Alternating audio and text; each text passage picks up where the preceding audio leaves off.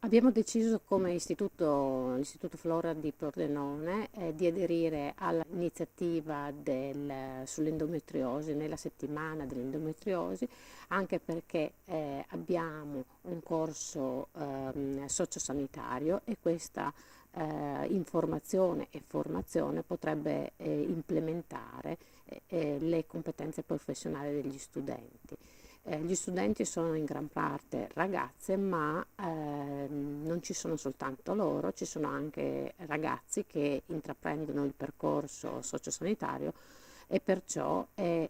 importante anche un coinvolgimento degli studenti maschi che questo problema non ce l'hanno, ma che devono essere informati proprio per la rilevanza di questa patologia che riguarda un numero consistente di donne in età fertile. Sicuramente l'informazione e la formazione costituisce il primo step di una prevenzione che potrebbe sfociare anche in una diagnosi precoce, quindi con una riduzione degli effetti dannosi della patologia qualora fosse in atto.